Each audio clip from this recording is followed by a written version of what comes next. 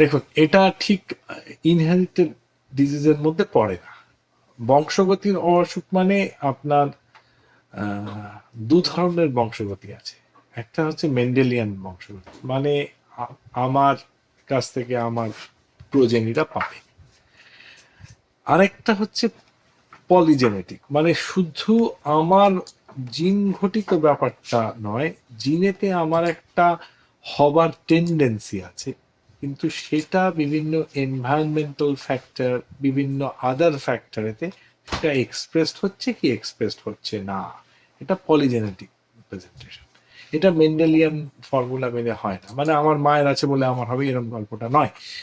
এটা হতেই পারে যে আমার মায়ের আছে আর আমি আমার শরীরকে সেই এনভায়রনমেন্টটা প্রোভাইড করলাম।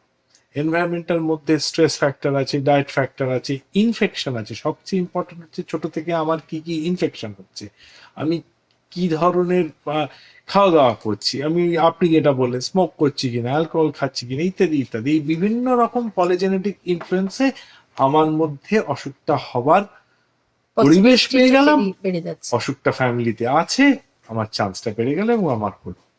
সো রিউমাটয়েড আর্থ্রাইটিস বা এই ধরনের আর্থ্রাইটিস গুলো ওই গোত্রীয়, এগুলো আচ্ছা। মেন্ডেলিয়ান ঠিক বাবার আছে আমার হবে, মায়ের আছে মানে আমার হবেই এরকম এরকম কোনো ব্যাপার বিষয় একদমই নয়।